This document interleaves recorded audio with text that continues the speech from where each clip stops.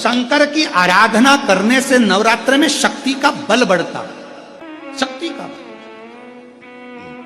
क्यों गुरुजी नवरात्र में शंकर जी की आराधना क्यों करना चाहिए? हमने कहा अगर माता रानी से जो मांगना है तुम्हें, अगर तुमने नवरात्र में शिव जी की आराधना करिए, शंकर की कथा सुनिए, शंकर की आराधना करिए, शिव स्तुति करिए, शंकर को एक लोटा जल चढ़ाया, मां आद्य शक्ति तुम्हारे पर कृपा करेगी। क्यों? क्योंकि जिस स्थान पर शिवलिंग रखा होता है और जो हस्त कमल है वो मां पार्वती जगत जननी दुर्गा भवानी है। जब हम जल चढ़ाते हैं मां आद्य शक्ति अम्बा जगदम्बा और जगत जननी नवरात्र में प्रसन्न हो जाती है। वो जल की इतनी महत्वता है। आद्य शक्ति को प्रसन्न करना है, नवरात्र में शिव जी को जल चढ़ा होती है। नवरात्र की जो पंचमी तिथि है, उस पंचमी तिथि के दिन अशोक सुंदरी का जो स्थान होता है उसको समझिएगा थोड़ा सा। जैसे ये शिवलिंग है और ये जलाधारी है भगवान शंकर की। ये शिवलिंग, ये जलाधारी, और जलाधारी में जो जल बहता है उसमें बीच में जो मोटी सी लाइन रहती है वो अशोक सुंदरी होती है। जैसे कई बेटे हैं, बेटियां हैं, कोई व्यक्ति व्यापार चालू कर रहा है, कोई व्यक्ति अपना नया भवन निर्माण कर रहा है, नए भवन में जा रहा है, या कुछ अच्छी दुकान खोलना चाह रहा है, कोई अपने लक्ष्य पर पहुंचना चाहता है और पहुंच नहीं पा रहा। तो जो शारदीय नवरात्रे आते हैं, इस शारदीय नवरात्रे में जो मां आद्य शक्ति की पूजन की जो पंचमी तिथि होती है, इस पंचमी तिथि पर अशोक सुंदरी वाली जगह पर, जो अशोक सुंदरी का स्थान है, वहां पर लाल पुष्प एक समर्पित करें। जो जलाधारी है मां पार्वती जगत जननी जगदम्बा अम्बा भवानी मैया दुर्गा का हस्त कमल, इस पर 7 जगह पर कहीं पर भी लाल चंदन की बिंदी 7 स्थान पर कहीं पर भी रखी, और 1 लोटा जल शिव जी को पंचमी के दिन, नवरात्रि की शारदीय नवरात्रि की पंचमी के दिन कामना करते हुए उत्तर की ओर मुख कर कर, अर्थात यहाँ बैठते हुए शिव जी पर जल चढ़ाना प्रारंभ करें और अपने मन की कामना कहकर बाबा के पास में जो लाल पुष्प समर्पित करा है उस पुष्प को अशोक सुंदरी वाली जगह से वापिस लेकर आ जाए। जिस लक्ष्य को आप पाना चाहते हो, अच्छी पढ़ाई कर रहे हो, खूब अध्ययन कर रहे हो, खूब मेहनत कर रहे हो, खूब पढ़ो, कोई दुकान खोल रहे हो, व्यापार चालू कर रहे हो, कोई नया कार्य चालू कर रहे हो, उस पुष्प को अपने स्पर्श कर कर या उस पुष्प का दर्शन कर कर आप एक बार जाकर देखो, आपको उस मंजिल तक मां आद्य शक्ति दुर्गा भवानी शिव पहुंचा कर शंकर पे। और एक निवेदन करूं आप लोगों से कि बन सके दुर्गा सप्तशती का पाठ अगर करते हो या दुर्गा सप्तशती को आप पढ़ते हो तो हिंदी का उसमें नीचे लेख आते रहते हैं, बहुत सारे वर्णन आते हैं, उसका भी पढ़ेंगे तो उसमें बहुत सारी बातें आपको बहुत अच्छी अच्छी, देवी भागवत में, दुर्गा सप्तशती में, इनमें बहुत सुंदर सुंदर कल्याण का, यदि गीता परिषद गोरखपुर से जो कल्याण निकलती है उस कल्याण का यदि देवी अंक अगर आप पढ़ेंगे माता दुर्गा भवानी पर, बड़ा सुंदर, उसमें भी बहुत सी चीजें मां आद्य शक्ति की आराधना की, साधना की, पूजन की पद्धति बहुत सुंदर, उसका ध्यान करें। शिव से कुछ, अगर भगवान शंकर की हम आराधना कर रहे हैं, भगवान शंकर से अगर हम कुछ पाना चाह रहे हैं तो भगवान शिव की सबसे पहले उससे साधना करो, शिव को पहले अपना बनाओ।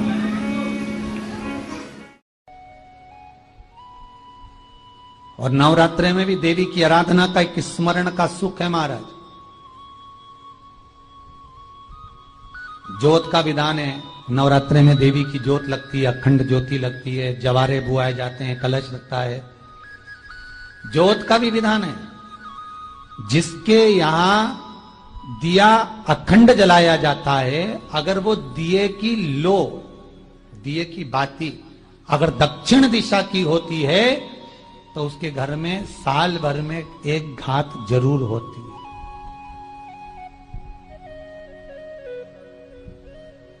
जो दिया अखंड जलता है उसकी बाती का मुख दक्षिण का नहीं होना चाहिए। अगर आपने देवी भागवत का स्मरण करा हो, देवी भागवत को अगर सुना हो, तो देवी भागवत में स्पष्ट किया गया कि पूर्व की ओर मुख करा हुआ दिया, अर्थात पूर्व की ओर ज्योत जो जलाई जाती है वो संपदा की वृद्धि करती है। पश्चिम की ओर मुख कर कर जो ज्योत लगाई जाती है महाराज वो वैभव को देती है। और उत्तर की ओर जो मुख कर कर ज्योत जलाई जाती है, उत्तर की ओर जो ज्योत का मुख रहता है वो आयु की वृद्धि करती है, घर में अकाल मौत को रोकती है।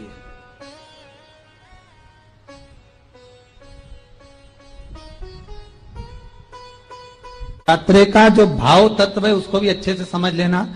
दक्षिण की ओर ज्योत ना लगाएं। अगर आपको लगाना है पूरब की लगाएं, पश्चिम की लगाएं या उत्तर की लगाएं।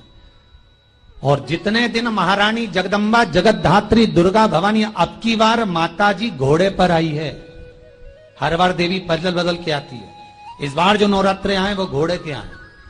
तो घोड़े पर जो देवी जी आती है वो समृद्धि को देने वाली आती है, लक्ष्मी की वृद्धि करने वाली आती है। जैसी घोड़े की रफ्तार होती है उस रफ्तार से लक्ष्मी घर में आती है। तो ये मत सोचना कि कोरोना महामारी ने हमको नीचे गिरा दिया या कोरोना महामारी ने रोक दिया, कमाई के स्रोत रोक दिए, धन रोक दिया। चिंता मत करना। मेरी मां जगत जननी दुर्गा भवानी अब की बार घोड़े पर आई है। साल भर में इतना धन दे देगी कि आपने पीछे के 4 साल में नहीं कमाया होगा। इतनी मेरी मां भंडार भर देगी। ये घोड़े पर आई है, कोई साधारण नहीं हो सकता। देवी भागवत में स्पष्ट किया गया, जब जगदम्बा मगर पर आती है उसका भाव अलग है, और जगदम्बा जब हाथी पर आती है उसका भाव अलग है, और जगदम्बा जब घोड़े पर आती है तो जगत को समृद्धिवान बना देती है, वैभव में कमी नहीं आती। अभी भले दुनिया के लोग अभी रोते हैं कि पैसा नहीं आ रहा, कोरोना महामारी ने सब तोड़ दिया, रोक दिया, पर चिंता ना करना। मेरी मां अगर घोड़े पर आई है तो उसका सुख आपको जरूर मिलेगा।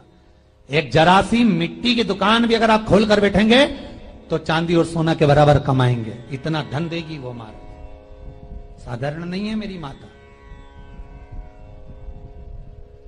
तात्विक सुख का आनंद देने वाली, लाभ तत्व प्रदान करने।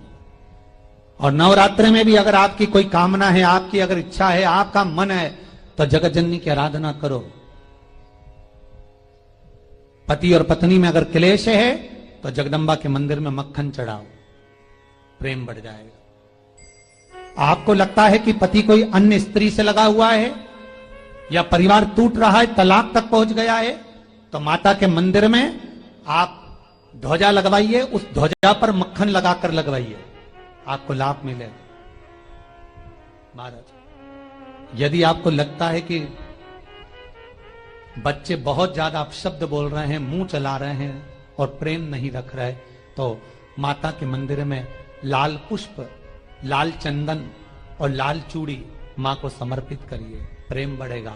बच्चा कभी आप जी से कम नहीं बोलेगा, प्रेम की भाषा निकलेगी मुंह से।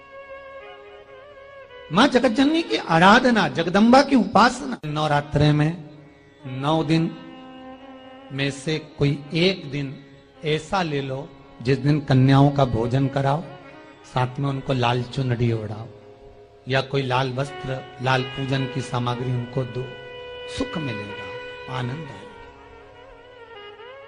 नाम से 31 फूल समर्पित करना है, 31 पुष्प।